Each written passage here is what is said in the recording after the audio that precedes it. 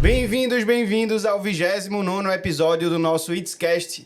E hoje eu tenho o prazer, a grande honra de trazer para vocês uma pessoa que para mim sempre foi uma referência, né, na minha vida. Ela é minha prima, né, da família, e foi minha professora na faculdade, uma pessoa que eu sempre olho com um olhar muito clínico, né, e buscando cada vez mais modelá-la, porque ela tem uma força natural e vai passar aqui para vocês isso, né, e é uma pessoa que sempre me inspirou. Então, senhoras e senhores, o episódio de hoje será com a doutora Fernanda Braga. Fernanda, obrigado pela presença, obrigado pela inspiração que você é, né? E queria que você passasse para o pessoal inicialmente um pouco de como você começou a carreira no tributário. Boa tarde a todos, boa tarde, Lucas. Fico emocionada com o seu relato. Realmente é uma honra também para mim estar aqui. Você também virou uma inspiração para mim. Que legal. Não é? A gente aprende, a gente ensina, e bom é aquele que aprende ensinando. E eu acho que você me ensina muito também, apesar de já ter esse histórico de ter sido meu aluno. Bom, vamos lá. Eu comecei no tributário ainda no estágio. Eu fiz Direito na Faculdade Federal de Recife, na UFPE, e foi um pouco acidental minha chegada no Direito Tributário. Eu comecei estagiando com Direito Civil, Empresarial, mas aí surgiu a oportunidade de fazer uma seleção para estágio no escritório de advocacia, Martorelli Advogados, que era, à época, o maior escritório. Que legal. De Pernambuco. Era Alexandre, o sócio na época? Não, era Gustavo Costa. Gustavo Costa. Gustavo Costa. Que depois você virou sócia dele, Isso, exatamente. Que massa. E aí eu fui fazer essa seleção para Direito Tributário porque eu gostava de Direito Público. Eu sempre também tive muita facilidade com número. Então, eu achava que era uma coisa que daria para agregar os meus dois interesses. E eu fiz a seleção, passei e comecei a estagiar lá em Direito Tributário. E fiquei. Depois eu fiquei como advogada, fui contratada como advogada, fiz mestrado na área de Direito Constitucional, não foi nem Direito Tributário, porque, à época, a Federal não tinha disponibilidade de uma linha de pesquisa em tributação. Só tinha, na época, um único professor tributário. Na época, ainda era assim, era uma coisa para poucos e era uma coisa para homens, né? Eram poucas mulheres. E, então, eu acabei seguindo isso. Também tinha uma inspiração para mim, né? Duas pessoas que me inspiravam muito naquela época, que são hoje meus colegas, Luciana Graçano, que foi minha professora, minha orientadora, e Tiago Norões, que foi meu primeiro estágio também. Né? E todos dois tinham uma atuação em Direito Tributário, sobretudo a doutora Luciana Graçano. E eu fiz a minha dissertação monografia, né, de conclusão de curso, em Direito Tributário. Na época era elisão fiscal, uma coisa que quase ninguém, assim, não, uma novidade. Né? E depois que eu fiz o mestrado, eu continuei atuando na área privada em Direito Tributário. E quando eu assumi o cargo de procuradora do Estado, eu acabei escolhendo ficar na Fazenda, que era a área que eu tinha mais intimidade. Né? Já estava atuando nisso há muito tempo, desde o estágio, e fiquei na Fazenda. E estou na Fazenda desde então. Desde lá? Desde então, desde 2005. Que legal, Fernanda. E como é que foi a tua escolha, assim, para ser procuradora? Né? A escolha para a procuradoria foi algo assim foi uma meta, foi uma coisa que eu tinha bem definido para mim, que eu gostaria de ser advogada, né? Mas eu sabia as dificuldades de advocacia, né? Sobretudo para mim na época, que era muito nova, não tinha uma família com tradição na área, também não tinha uma família que tivesse muitos contatos empresariais ou jurídicos. Eu sabia que eu ia ter que construir isso de pouquinho em pouquinho, e eu precisava ter um começo. E aí eu fiz o concurso para procurador do Estado e para procurador do município de Recife. Também fiz para procurador federal, passei, mas não cheguei a assumir o cargo, porque eu queria advogar. Então, a Procuradoria do Estado e a do município tinha essa facilidade, essa oportunidade de seguir a carreira pública e privada simultaneamente. Foi por isso que eu resolvi fazer o concurso. Que legal. Mas eu sou apaixonada, né? Adoro a minha instituição, tenho muito orgulho. A Procuradoria do Estado é um órgão que cresceu ao longo dos últimos anos e é um órgão de extrema relevância para o Estado, para a vida do cidadão. Sim. Então, é muito bom também participar da política pública, sabe? Muito bom. E eu queria até que tu falasse, pegando esse gancho, né, da Câmara de Mediação. Sim. Né? Hoje a gente fala muito de transação tributária, falo muito sobre isso, né? Todo mundo que vê aqui sabe. E aqui Pernambuco foi inovador nesse sentido, né? De montar uma Câmara de Mediação lá atrás, quando nem existia nada, né? Nesse sentido. Vamos lá. Pernambuco tem um protagonismo, tinha, vamos dizer, ainda tem, mas foi inovador, porque acho que Pernambuco foi um dos primeiros estados, e eu estou incluindo a União também nisso, a estabelecer critérios para transações tributárias. Então, isso foi lá atrás, no governo Eduardo Campos, ainda, o chefe. Caramba. Exatamente, o procurador-geral era o doutor Tadeu Alencar, né? E a gente começou a fazer transação, havia uma lei de transação, e a gente começou a fazer essa lei, a fazer essas transações muito na perspectiva de receber imóveis, porque a gente percebia que o Estado precisava desapropriar na época, por conta de swap, por conta de todos os investimentos que foram feitos, né, no Estado naquela época, precisava desapropriar vários terrenos. E muitos desses terrenos eram de propriedade de devedores tributários, né? Então, a gente fazia, bom, porque o Estado vai pagar quando essa parte tem uma dívida milionária com o próprio Estado, né? E você sabe que a emissão na posse e na desapropriação, ela pressupõe o depósito integral, né? Do valor que o Estado está disposto a pagar pelo terreno, pelo imóvel. Então, foi nesse contexto que começou a surgir. Mas o Estado foi até bem, vamos dizer assim, bem moderna a visão, à época, de eficiência, de economicidade, porque além dessas transações relacionadas a desapropriações, a gente fazia muita adjudicação de bens móveis. Quer dizer, por exemplo, eu participei à época de algumas que a gente recebia, por exemplo, café para usar em escolas ou hospitais ou salas de aulas, por exemplo, bens que o Estado teria que licitar e adquirir, né? Naturalmente que a gente observava na época e ficava até bem preocupado, né? Será que a gente está fazendo correto? Porque a gente tem que olhar o princípio da isonomia, né? Já que você vai adquirir um bem, a gente está abrindo para a concorrência, está respeitando as regras de licitação. Então, a gente fazia com muito cuidado e o Estado fez algumas adjudicações dessas em execuções fiscais. Que bacana. E era um embrião de uma transação, sabe? E aí também a gente fazia, como faz até hoje, mesmo que a gente agora tem uma lei de transação, mas mesmo antes da lei, a gente fazia espécies de negócios jurídicos processuais quando nem tinha esse nome. Que legal. Que eram... Não estava nem previsto no CPC, não estava nem previsto no CPC, e Pernambuco fazia, porque chegava o contribuinte querendo pagar, mas não podia parcelar por algum motivo, porque já tinha perdido a quantidade de parcelamentos disponíveis, ou porque ele precisava dar uma entrada, uma garantia, e ele não tinha essa disponibilidade. E aí a gente tem até um colega lá, Aldo, que começou muito esse projeto também, e ele fazia assim, bom, o contribuinte chegou, ele quer pagar alguma coisa, eu vou receber. Então, a gente recebia e fazia uma espécie de parcelamento que não dava para o contribuinte a suspensão da exigibilidade, não dá direito a CND, mas pelo menos a gente fazia um acordo ali de não movimentar a execução fiscal. Perfeito. Né? Então, que muitas vezes é o que o contribuinte quer, né, exatamente. Fernanda? Quer pista ali para... porque às vezes ele vai perder um imóvel, sei lá, um bem, e aí para a gente também para a administração pública como um todo, a alienação judicial é algo tortuoso, não é fácil. Então, às vezes, é melhor receber parcelado num prazo, sei lá, qualquer que a gente especificasse entre as partes, do que ter que levar à expropriação aquele bem, aquele imóvel. Então, a gente foi testando isso e fazendo tudo com muito cuidado de legalidade, obviamente, porque a gente não tinha uma regulamentação, mas Pernambuco foi pioneiro nisso. Inclusive, alguns colegas da Fazenda Nacional vinham conversar, mas aí eles realmente deram um salto quântico.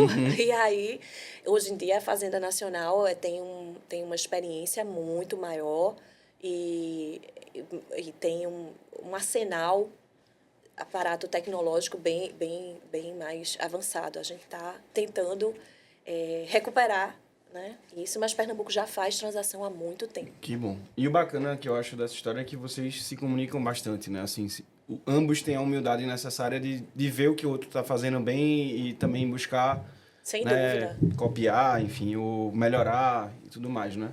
Com Tanto é que certeza. surgiu a transação primeiro lá com São Paulo, né? E de novo Pernambuco aqui sendo pioneiro, trazendo a lei que está na fase de regulamentação, como você falou, né? E outros estados ainda engateando nesse tema, né? Mas em relação à transação de Pernambuco, né? Que a gente já tem uma lei, a gente pode falar da lei, né? Sim. Como é que... E eu sei que você estava bem ativa, né? Na promulgação e no processo legislativo dessa lei. Como é que tu vê a transação, né, no âmbito estadual, principalmente aqui em Pernambuco? Bom, eu sempre achei transação algo extremamente benéfico para todas as partes. Para o contribuinte, né, que tem um problema fiscal e às vezes, as vias normais de parcelamento não atendem, né? E para a administração, porque você tem mais elementos para você chegar numa composição. Então, eu sempre achei que era melhor um bom acordo do que uma boa briga, né? Quando eu fui chefe da Fazenda, aqui da Procuradoria da Fazenda, à época o procurador-geral era Hernani, então a gente começou a tentar desenhar essa lei, né? A lei que está hoje foi minutada pelo nosso colega Diego Franklin, Que legal. né? Nessa gestão atual, mas a ideia já vem de algum tempo, até porque foi sob a gestão de Hernani que o Estado de Pernambuco fez o maior acordo de transação tributária da história. Que massa. Na época, eu estava na chefia da Fazenda, foi com a Petrobras, e como a gente não tinha essa lei para subsidiar, a gente precisou de aprovação de convênio no CONFAS, e depois a gente fez uma lei específica para solucionar o problema da Petrobras. Caramba. Específica, foi. Foi uma luta grande, participou muita gente, mas foi um resultado bem interessante para o Estado.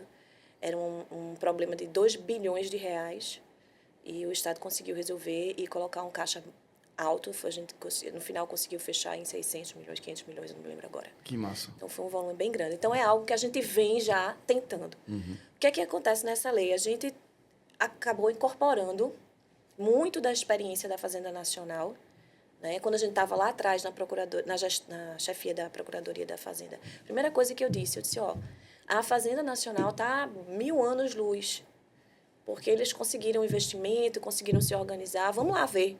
E a gente foi, fez convênio, foi lá entender como é que eles faziam, depois eles também foram entender os sistemas que a gente criou de automação, mas que não é relacionado à transação, essa troca muito próxima, e veio gestando isso. Então, essa lei é fruto de muitos anos de experiência, vamos dizer assim, experiência caseira, meio que ali na boa vontade de construir alternativas jurídicas da Procuradoria do Estado de Pernambuco, mas também é um reflexo da experiência exitosa da Fazenda Nacional. Uhum. Né? Então, tem muito da Fazenda Nacional nessa lei e também tem muita coisa do Estado de São Paulo e tem muita coisa que é de Pernambuco. Por exemplo, Legal. tem um dispositivo, a gente continua prevendo a possibilidade de receber, de fazer transações com bens móveis, coisa que não é possível, né? Uhum. Na Fazenda Que Nacional. legal, ótimo. Então, tem algumas coisas que a gente colocou o temperozinho pernambucano. Muito bom. Mas tem a experiência. O que está dando certo, né? A gente tem que mais reproduzir. Com certeza. Não precisa inventar a roda. E com certeza eles também vão modelar, né? Se estiver dando certo com vocês, eles vão aplicar, né? E assim espero na federal. Eu acho que é isso. É uma troca, né? Todo mundo vai se ajudando. O Fernando, outro tema que eu queria te perguntar, que eu vejo que você também está muito ativa, né? A gente estava até conversando aqui nos bastidores, é sobre a reforma tributária. Né? Eu queria que você desse a tua percepção, você estava lá dentro também, né? Em várias situações, do que é que vai vir aí, o que é que os tributaristas podem esperar, né? E em relação ao mercado, o que é que você acha que vai movimentar na nossa área? Bom, vamos lá. São muitas coisas numa pergunta só. Reforma tributária. É algo que vai acontecer, né? Na minha visão, né? Enquanto procuradora e também enquanto advogada de contribuinte, eu tenho um pouco de ressalvas em relação ao que se vende como sendo algo que vai trazer mais economia e mais simplicidade. Eu acho difícil, né? Tudo bem que a gente vai ter uma única lei, mas vamos ter dois sistemas, vamos ter que conviver com dois sistemas durante muito tempo. Então, tem essa questão, que talvez a gente tenha que lidar ainda com muita complexidade. Para os contribuintes, pode ser que isso signifique aumento de custo administrativo na hora de você ter que se organizar para o seu compliance tributário, mas para os tributaristas é uma excelente oportunidade, né? Porque certamente vão vir muitas discussões, muitas dúvidas, e o profissional que estiver atualizado com as discussões e atualizado com as demandas dos contribuintes, ele certamente vai ter aí alguns anos de mercado aquecido, vamos falar assim, né? Porque eu estou imaginando que vão vir muitas discussões. Que legal. É. E a gente vai preparar um curso, tá, pessoal? Saímos aqui já alinhados, né? Vamos preparar aí uns cursos bem legais sobre a reforma, sobre a parte prática, né? Do que o advogado, contador, precisa também saber, né? Na prática para auxiliar os seus clientes. E já dizendo aí em primeira mão, spoiler, né, Fernanda? Espero que a gente tire esse projeto do papel. Vai sim, com certeza. E eu queria também tratar, né, de outra questão contigo, mais ligada agora à questão de inovação. Né? Você, para mim, sempre foi inovadora, né? No sentido de, o teu escritório foi o primeiro, quando ninguém nem conhecia direito Bitcoin, né? Vocês já aceitavam pagamentos em Bitcoin. Né? Hoje você deve ter, no mínimo, aí uns 10 Bitcoins na carteira, né? E deve estar super feliz com a valorização. Mas eu queria que você falasse um pouco sobre isso, né? Como é que você enxerga esses mercados e como é que rapidamente você implementa eles no teu dia a dia, né, do escritório? Vamos lá, eu sou uma pessoa curiosa. E aí eu acho que as coisas vão acontecendo meio sem... Nesse caso do Bitcoin, especificamente, foi meio sem um planejamento. Foi fruto absolutamente da minha curiosidade. É até uma história engraçada, posso contar? Claro, por favor. Vou contar. A história foi o seguinte, eu estava assistindo... Eu gosto de assistir série ou filme de advogado, né? E eu comecei a assistir uma série chamada The Good Wife, que é sobre uma advogada americana, tem um escândalo lá, enfim, não sei o quê. E num dos episódios, isso foi em 2014, em um dos episódios, ela falava sobre Bitcoin. E eu fiquei na dúvida, que aqui ninguém falava sobre isso.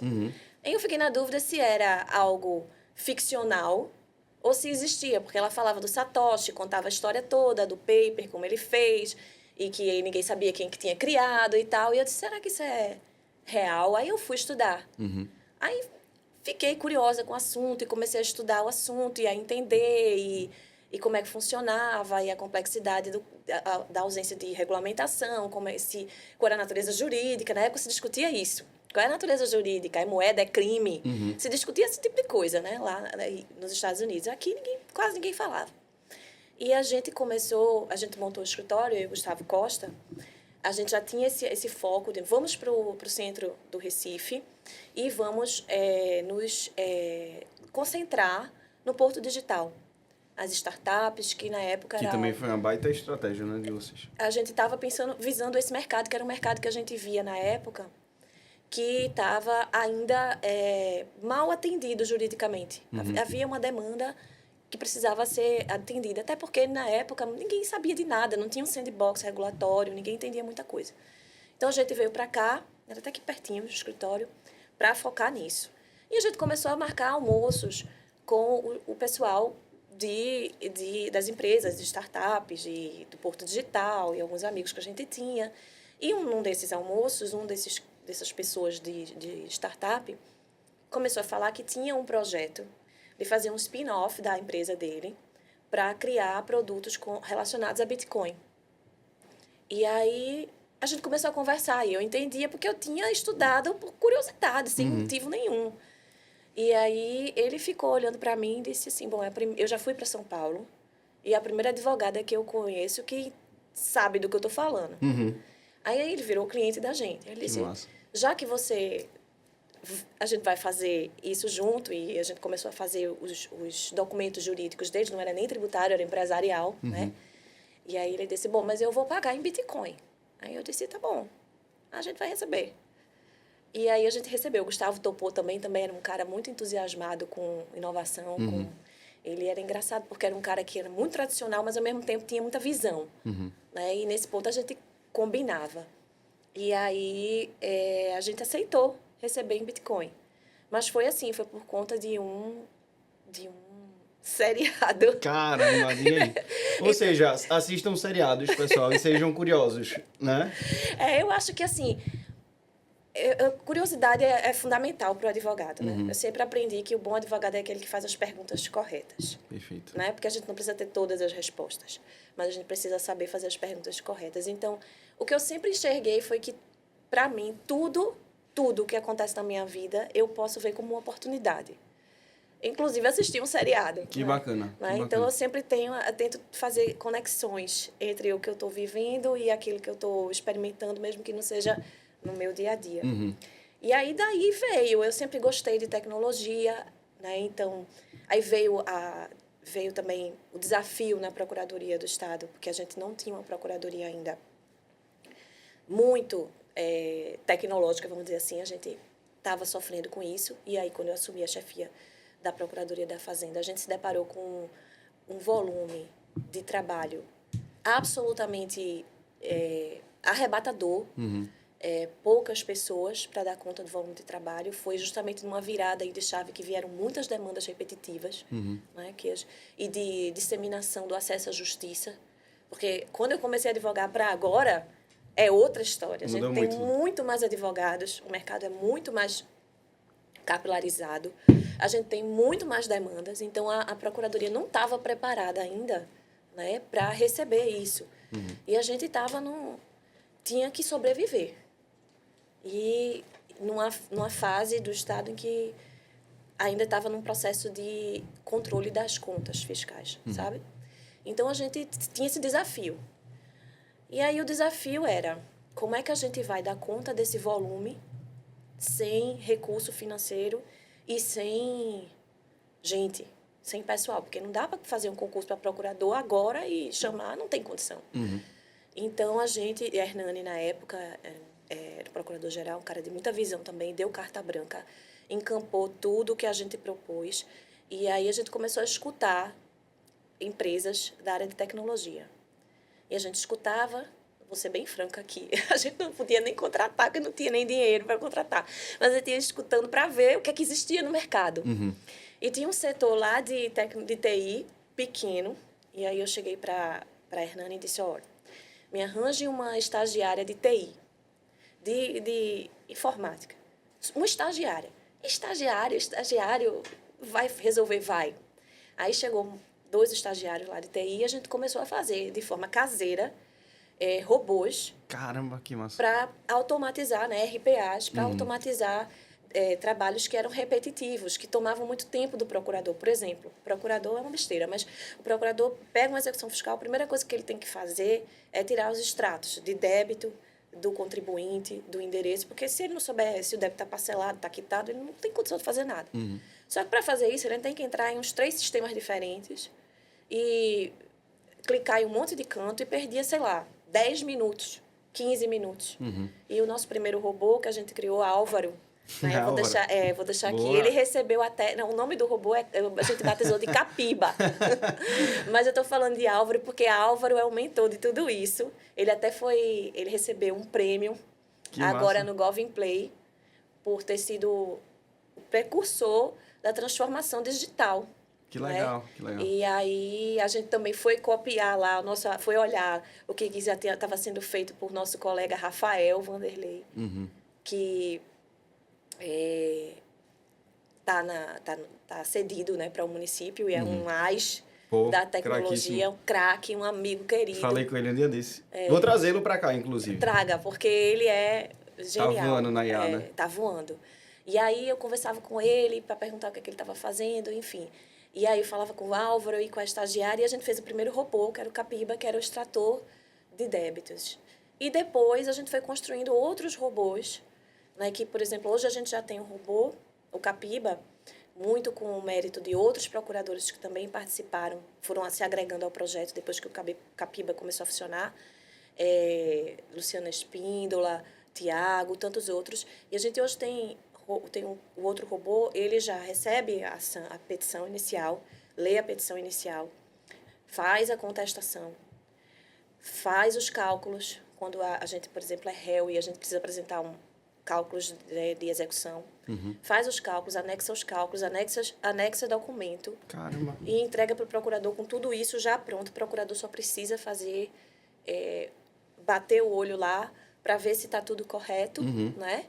E assinar a petição e dar entrada. Que massa. E a gente teve que fazer isso por causa do volume das demandas repetitivas, sobretudo em contribuição previdenciária. Né? Então, a gente fez uma petição padrão, né? E fez tópicos padrão, usou OCR, coisa simples, nada muito sofisticado que a gente não tinha, para o robô identificar as palavras-chave. Lê melhor, né? Lê melhor. Eu faço isso. Exato. E a gente conseguiu identificar e montar e fazer um fluxo que funciona e, assim, reduziu assim, drasticamente o tempo e a quantidade de procuradores que a gente precisava dedicar para uma demanda que era absolutamente copiar e colar. Que massa. Não é? O Estado precisa gastar o dinheiro com outras coisas. A hora do procurador precisa ser gasta com coisas mais relevantes. Com certeza. Do que a gente está fazendo petição Ainda padrão. mais hoje, né? Que tem tanta oportunidade aí de IA barata, né? Você falou a gente estava falando de NJP. Sim. Eu criei um assistente, então baixei todos os termos de NJP da Fazenda Nacional, né? Transformei os PDFs em OCR, como você falou, joguei para IA, enfim, pegando lá o GPT-4, para ele ler com uma função lá específica, enfim. O robozinho vasculha tudo. Então, eu peço alguma coisa, cite os termos que teve tal coisa. Ele vai lá e...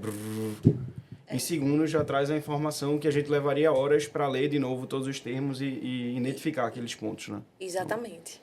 E ele pode fazer para você também, né? Construir. Então, a gente já está usando IA. Esses que eu mencionei foram os primeiros e eles eram mais RPAs. Que massa. Não tinha inteligência artificial. Mas a gente já tem hoje LIA, que é a inteligência artificial da Procuradoria do Estado.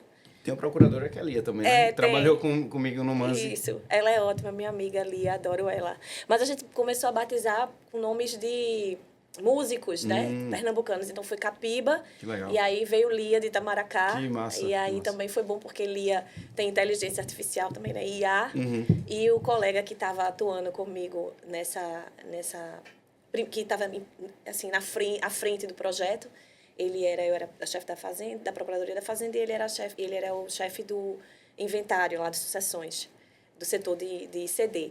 E aí, o nome dele é Luiz. Então, a gente dizia que era a inteligência artificial dele, né? Porque Lia era a sigla. Então, Lia, ela já faz um trabalho diferente, porque ela recebe as petições de inventários e a gente identificava que a maioria das vezes era um trabalho que não ia reverter em tributo para o Estado, em arrecadação. Então, ela hoje lê as petições e faz uma triagem do que é relevante e o que não é relevante, e já coloca petições padrões, né? Sem nem passar pelo procurador, às vezes. A gente tem um setor de revisão, mas Lia avançou muito. Já é uma outra etapa, que não é só mais o OCR que vai fazer repetitivo.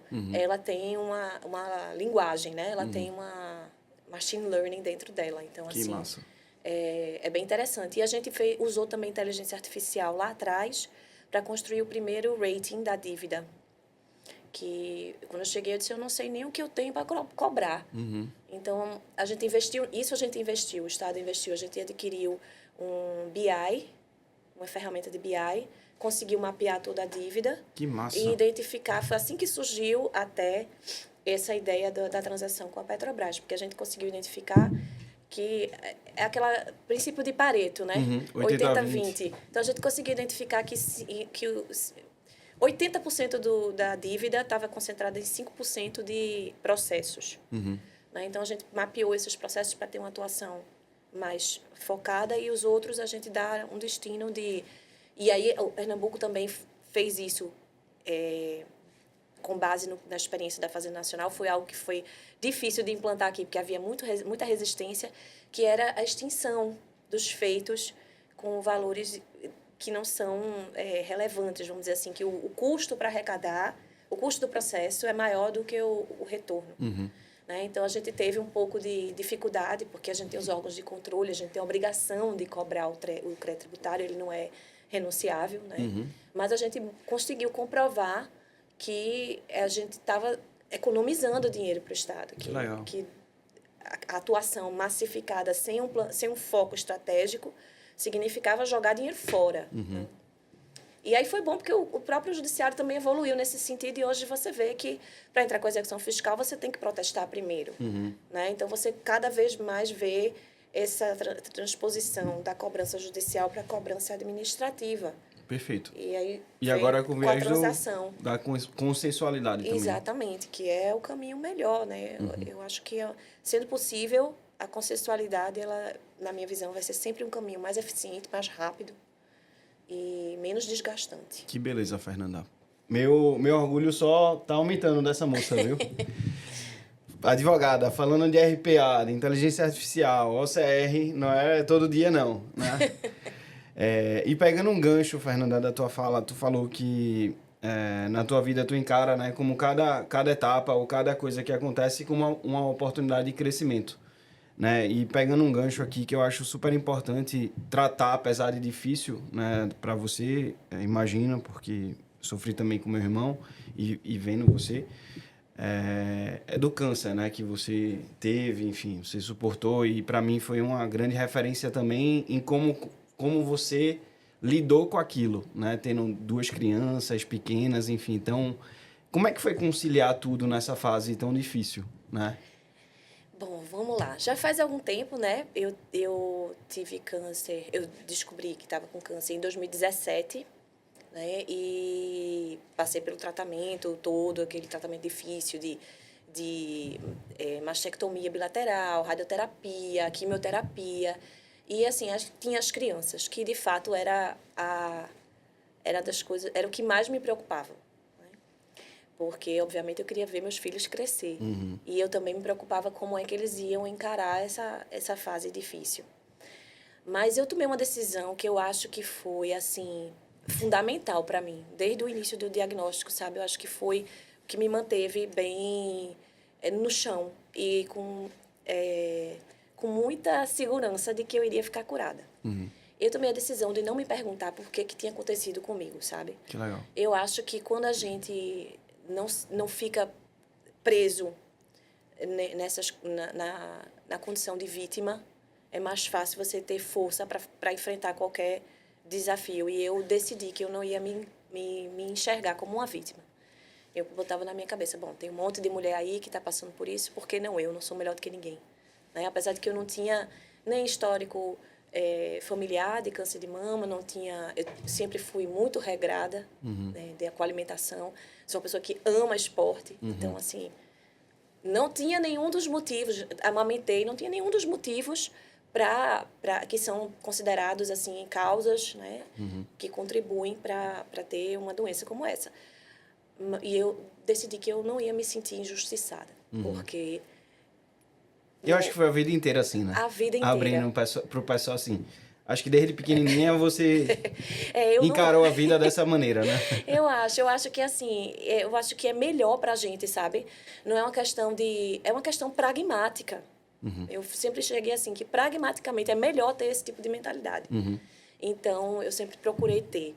E aí, era difícil no começo conciliar com as crianças, porque elas estavam numa fase que demandam mais atenção materna, porque eram pequenas.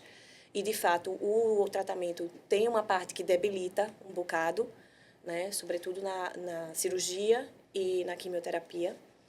E você fica sem ter essa condição física de estar disponível tanto para as crianças. Então, isso era uma preocupação. Mas eu procurava, no máximo que eu podia, ter uma vida normal. Uhum. Então, eu continuei fazendo exercício físico, que faço até hoje, é fundamental para quem passou pelo assunto, por esse problema. E quando eu me sentia bem, eu me permitia fazer o que eu aguentasse fazer. Então, eu cozinhava, eu viajei com eles. Foi engraçado, porque eu usava peruca, né? E aí, porque tinha um sobrinho que não conseguia nem olhar para mim se eu tivesse de lenço, ele ficava nervoso. E eu também me preocupava com as crianças, como é que elas iam encarar a mãe careca. E aí, a gente fez uma viagem para... Essa história é muito engraçada. A gente fez uma viagem para Paraíba, acho que é na Paraíba.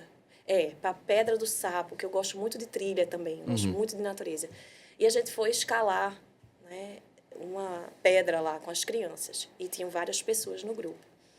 E eu usava 2 perucas. Uma que era uma peruca mais cara, que eu usava no dia a dia, assim, quando eu queria sair. E uma que era para fazer esportes, que ela só era aqui para baixo. E eu usava o boné, né? Porque era para poder suar.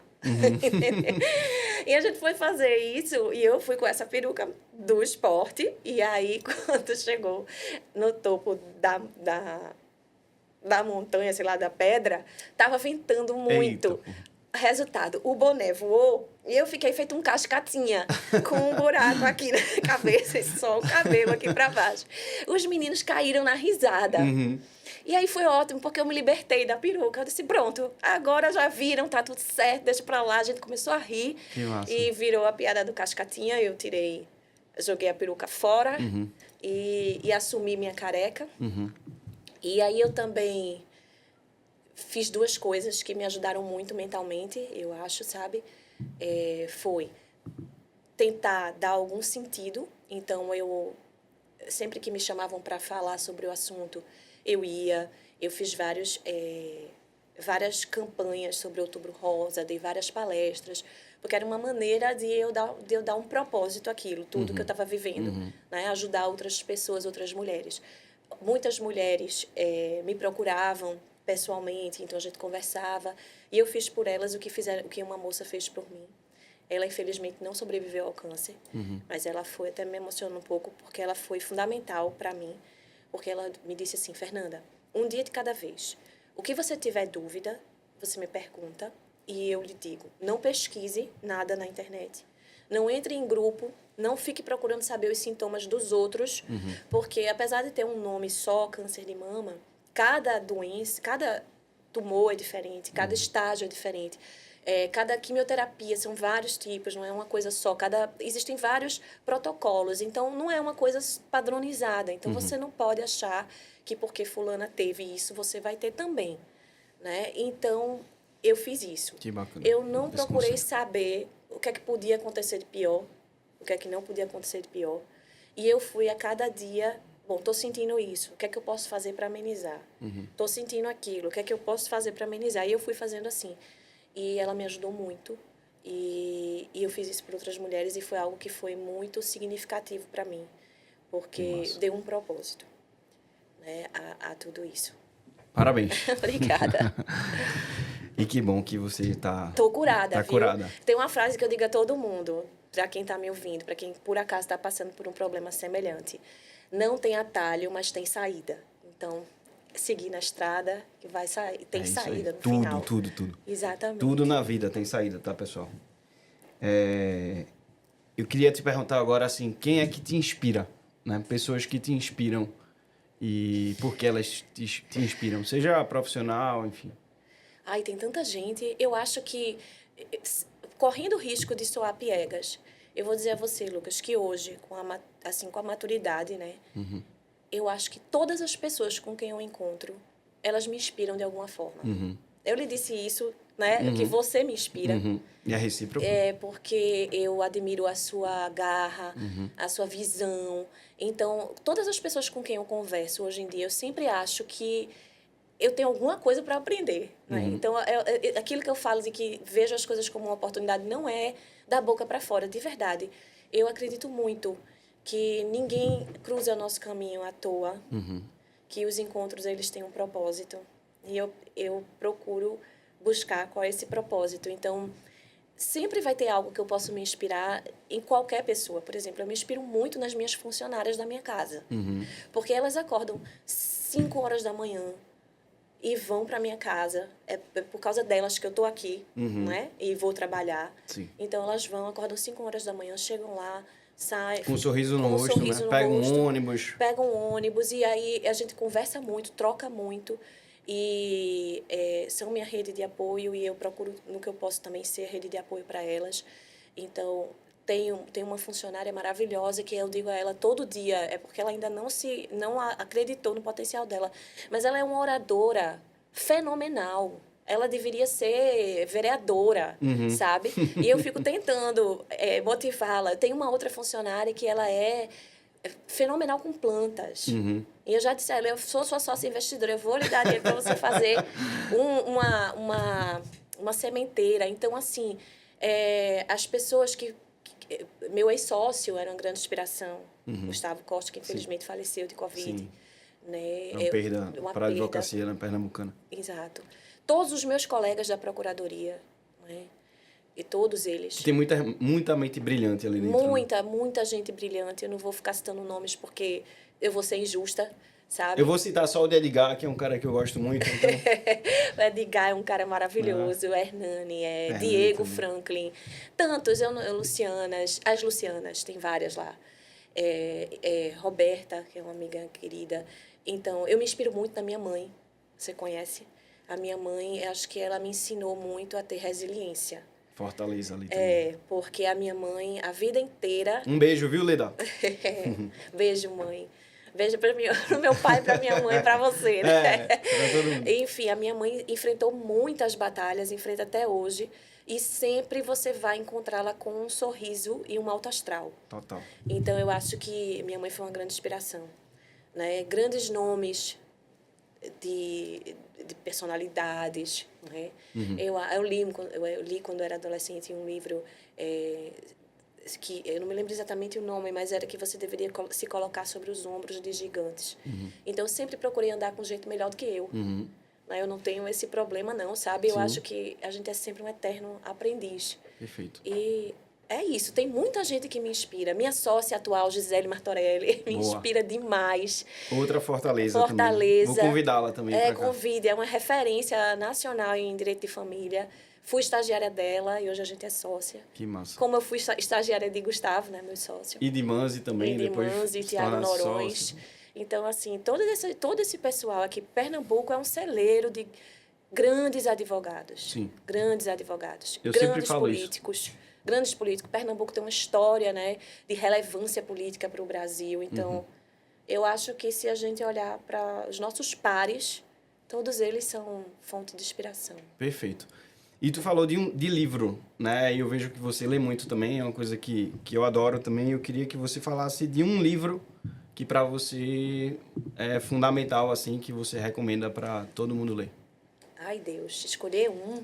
Mas de quê? De direito, de literatura? De tudo. Para mim, por exemplo, o meu livro é Armas da Persuasão, do Robert Cialdini, um americano. Né? Esse livro mudou a minha vida, porque ele me ensinou a vender, basicamente. Sim. E muito mais do que isso, em acreditar no meu potencial. Né?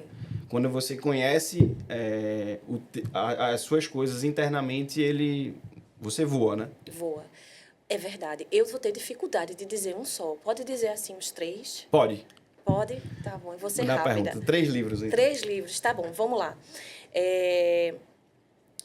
De literatura, eu vou dizer Machado de Assis, Bentinho e Capitu. Foi quando eu descobri que eu era apaixonada por literatura.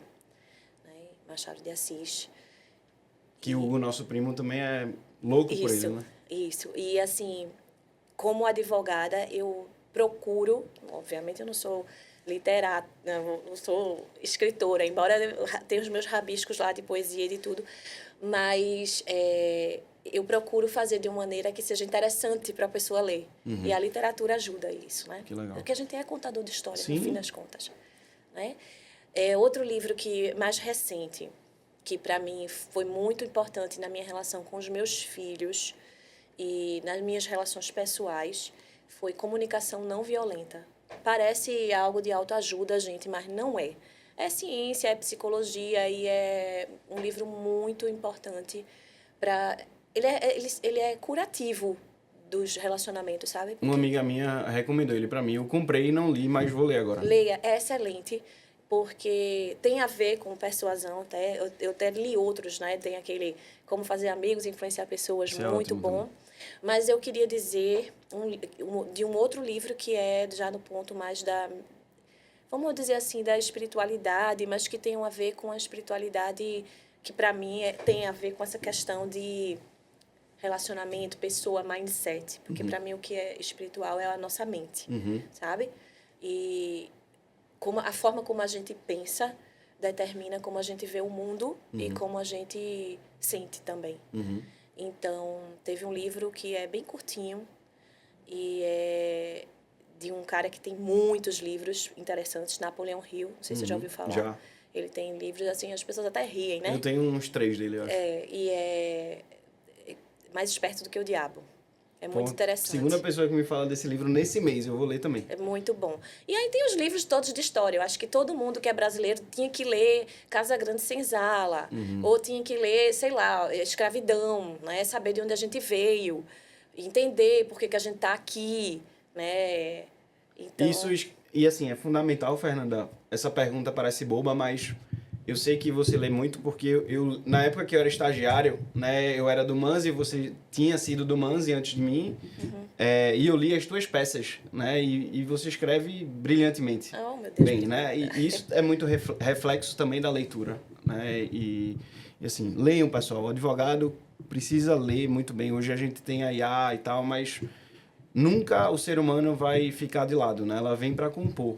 Né? Com certeza. Eu acho que isso que você está colocando é um ponto bem interessante, bem relevante, sabe, Lucas? Porque a tecnologia ela vem para facilitar, mas a gente não pode... O advogado que quer se destacar, que quer ter uma carreira, que quer sair do mar, né? Porque é um mar de advocacia, de advogados. Você não pode ficar na superficialidade. E tem que ler direito, né? Os clássicos de direito, mas tem que ler fora da caixa também. Sim. Tem que ler literatura, tem que ler... Eu li muito coisa de TI, de tecnologia, li muito, porque quando a gente foi fazer, eu tive que aprender. Caramba, que massa. Eu li. Por exemplo, eu sou fã de Harari. Li todos os livros dele, que é 21 lições para o século XXI, Homo Sapiens, Homo Deus. Todos esses livros eu recomendo. Foram, assim, fundamentais para mim também. Então, eu acho que achar que a IA vai resolver tudo eu acho que é um pouco de se auto-enganar. Você vai resolver muita coisa, mas não vai resolver tudo. E é necessário ter mais verticalidade no conhecimento, sabe? Que massa. Você, como falou lá atrás, né, no início do nosso podcast, você disse que foi uma das pioneiras também, e é verdade, né, na parte... Antigamente era muito difícil mulher ir para o tributário, né, e a primeira cadeira que eu tive na faculdade em tributário, lá no 8º período, infelizmente por ser no 8º período, né, mas felizmente porque era você, a minha professora, né, como é que, assim, se tu tivesse lá atrás, né, na área... Começando agora, que tem um monte de gente que assiste aqui o podcast, está começando no tributário, né? O que é que tu faria? Assim, qual seria o teu plano para crescer na área tributária? Com a visão de hoje, assim, no mercado de hoje, não é isso? Isso. Ah, tá, certo. Porque o mercado tributário mudou muito desde que eu comecei. Quando eu comecei, fazer tributário era basicamente defender auto de infração e tese. Caramba. Era só contencioso, então? Era basicamente. Basicamente, você tinha alguns clientes clientes maiores que às vezes tinham algumas dúvidas de consultoria, mas você na época não tinha muito planejamento, né? Você tinha pouca presença da questão internacional, tributação internacional, que foi algo que agora eu também fui desbravar. Porque... Que é a próxima pergunta. E aí, naquela época, a gente tinha isso. Tese, era assim, tributarista ganhava muito dinheiro na época com tese tributária. Foi a época de ouro, quando eu comecei, quando eu era estagiária. E tinha os autos de infração, porque a própria administração ainda estava meio que criando maturidade no contencioso administrativo dela. Então, tinha muito auto de infração com muitos problemas. Às vezes, se ganhava um auto de infração por vício de nulidade, assim, fácil. Né? Se discutia, na época, prescrição e decadência. Antigamente, se falava em 10 anos, sabe? Então, esses temas estavam surgindo. Então, o tributário era basicamente isso. Mas hoje em dia você já tem um outro cenário, em que você tem transação, em que você tem uma assessoria que você pode dar de planejamento, no sentido do planejamento lícito, né, de identificar a melhor maneira de estruturar um negócio e de você estruturar uma operação. Então, tributação hoje tem muitos pontos de contato, por exemplo, com a área empresarial de M&A, né? Você tem... Isso foi até o que, por exemplo, me trouxe mais próximo da minha hoje sócia Gisele, que é o planejamento sucessório, em que você tem certos aspectos de tributação que você precisa considerar, tudo dentro da legalidade, naturalmente, que ninguém vai vender terreno na Lua, nem vai... Né, E holding hoje é um termo bem pejorativo, né? né? É um termo pejorativo, mas não é. Por exemplo, assim, eu tive um caso grande na minha área de advocacia privada de grupo econômico. E a gente até foi em parceria com o Fernando Andrade, que é outro cara craque, que eu admiro muito. E a gente fez junto, e na época que a gente começou a fazer, se você falasse grupo econômico aqui no TRF, era a mesma coisa que dizer bandido. Sério, existia essa ideia. E existia também a ideia de prescrição accionata. Quer dizer, só quando a fazenda descobre. Então, a gente começou a construir uma tese de que, não, peraí, calma, nem todo grupo econômico é fraudulento. E a gente aplica muito isso na Procuradoria. Perfeito. A gente tem um craque lá, que é Bruno Lemos, que vai atrás das fraudes tributárias. Mas uma coisa é a fraude, outra coisa são as estruturas empresariais societárias que fazem sentido dentro do negócio do contribuinte, dentro do plano, do projeto. Então, assim, lá atrás, quando eu falei para você que fiz minha monografia com a orientação da doutora Lucina Grassano, eu escrevi sobre a elisão fiscal e sobre a inconstitucionalidade da desconsideração de negócios jurídicos lícitos. Era justamente para desmistificar isso, porque a gente não pode colocar todo mundo dentro do mesmo balde, né? Perfeito. Assim, jogar o bebê junto com a água. Então, tem casos e casos. Você não pode dizer que um grupo, por exemplo, hoje em dia quase todos os grandes grupos são grupos econômicos, né? Você não pode dizer que um grupo econômico que tem 5 empresas diferentes de alimentos e aí tem também... Com 5 operações diferentes, e aí às vezes a mesma empresa tem alimentos, mas tem também combustível, tem mineração, tem não sei o quê. Então, assim, você não pode achar que porque uma está dentro do grupo, todo mundo é devedor igual, sabe? Perfeito. Então, eu acho que hoje você tem mais área para atuar. Agora, se eu fosse dar um conselho, que foi a sua pergunta, né? Primeiro na área tributária hoje tem muito mais oportunidade, assim, muito mais área de atuação. Não é só mais contencioso, você pode se especializar em consultivo, você pode se especializar como você em transação, né? Você pode atuar em tudo isso. E você pode também, eu acho, você deve ter uma mentalidade, e aí vale para todo advogado, mas eu acho que foi isso que me ajuda muito, ter uma mentalidade de por que você não pode construir uma jurisprudência nova, se aquela está errada, sabe? Eu acho que, às vezes, a gente, como advogado, faz aquela pesquisa de jurisprudência e vê aquilo ali e pronto. E limita aquilo. E limita, né? E não, é isso, não tem outra saída. Perfeito, mas tem, sabe? Perfeito. E eu acho que eu falei digo isso todo dia para os advogados lá no escritório. A gente tem que buscar alternativas. E se não está no direito tributário, vai estar em outro ramo. Até na procuradoria, foi algo que os procuradores começaram... A própria administração começou a exigir isso também. Por exemplo, se falava muito que é ruim aquele procurador que, na hora que está analisando uma coisa administrativa, ele chega para a administração e diz, não pode. Certo, não pode desse jeito. Mas como é que eu posso fazer? Como é que eu consigo essa política pública de maneira legítima, legal, lícita, se eu não posso fazer nesse caminho que eu primeiro achei que era o caminho adequado? Não adianta você só ser o carimbador de dizer não. Isso vale para a advocacia pública quanto para a privada. Então, eu acho que essa mentalidade de curiosidade e de possibilidades, de tentar enxergar possibilidades, eu acho que faz toda a diferença para o profissional. É isso que o seu cliente vai lhe respeitar como assessor, mesmo que você... Não vai ser você que vai cuidar daquele caso, que ele vai chamar um especialista, mas ele vai querer ouvir sua opinião, porque você procura achar a solução. Eu acho que é isso. É sair da problemática. Só ficar na problemática não vai trazer é muita coisa. Eu acho que... Ô, Fernanda, e tu acha que esse é o ponto que te destacou, assim, na tua carreira? Porque, assim, o que é que eu vejo, né? Grandes profissionais, o próprio Gustavo, Gisele, Martorelli, Manzi, enfim, todo mundo te convidou, né, para ser sócio. Então, isso quer dizer muita coisa sobre você.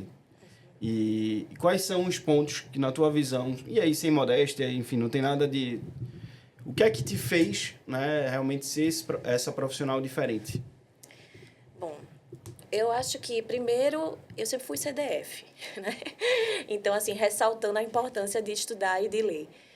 Mas eu acho que eu tenho duas características que, assim, são as que eu mais gosto em mim. Uma é que eu procuro sempre construir pontes, ao invés de erguer muros. Que legal. Né? Eu sei que é uma frase batida, mas eu procuro, de fato, fazer isso na minha vida.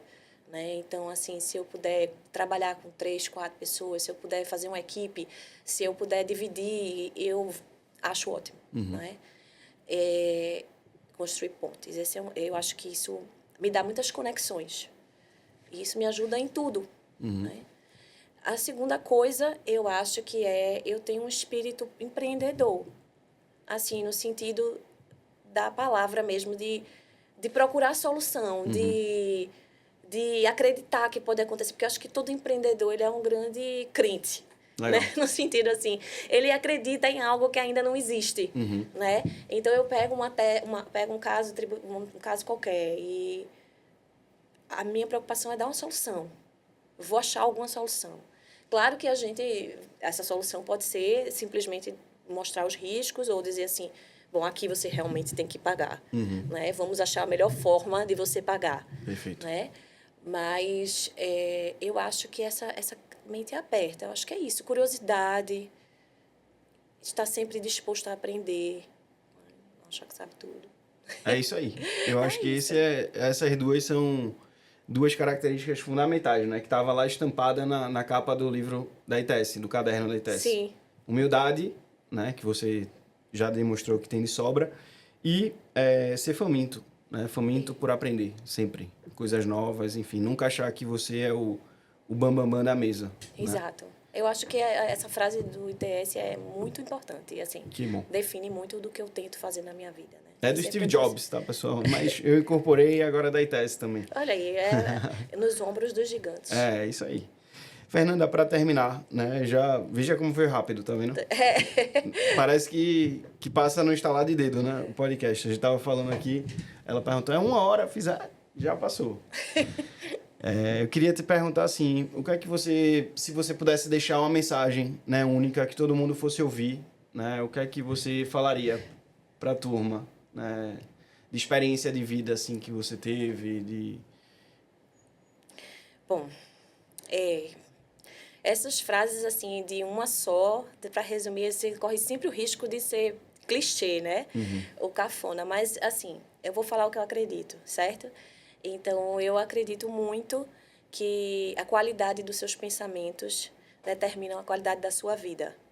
E também a qualidade do seu desempenho pessoal ou profissional, sabe? Eu não me lembro agora de quem é a frase, mas tem a frase que fala assim, se você acredita que você pode, você está certo. Se você acredita que você não pode, você também está certo.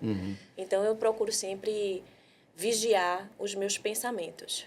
Que massa. Né? Porque a gente sempre tem um crítico interno que é mordaz e é feroz. E esse crítico interno a gente às vezes tem que aprender a calar. Com certeza. O crítico, o reclamão, não é aquela história de positividade tóxica, não, mas assim, é procurar colocar o seu... Porque aquilo que você coloca o seu foco cresce. Então, eu acredito que tudo é... Eu tenho essa frase no meu Notion lá, Isso. da equipe comercial do escritório. Tudo que a gente coloca o foco cresce, tá? Então, esse era um problema meu, né? Como eu tenho TDAH, enfim, sou um cara acelerado da família da gente, né? Empreendedor, enfim. Então, eu sempre ficava pulando de projeto em projeto e tinha essa dificuldade, né? Do foco. E aí, eu vejo muito de um ano e meio para cá, basicamente, como eu foquei em uma coisa... de uma hora para outra, né? De uma hora para outra, né? Não é. A coisa dá certo. Então, é isso. Acho que foi perfeita a tua colocação. Foi muito massa te conhecer um pouco mais, né? E saber que, enfim, a Procuradoria do Estado está em boas mãos e, enfim, que a gente está fazendo... Vocês estão fazendo algo ainda inovador, né? Na parte de transação e diversas outras frentes aí, usando tecnologia. E muito mais que isso, entender um pouco mais o teu mindset, que para mim também é uma inspiração muito grande. Obrigado. Eu que agradeço, Lucas. Senhoras e senhores, doutora Fernanda Braga aqui para vocês.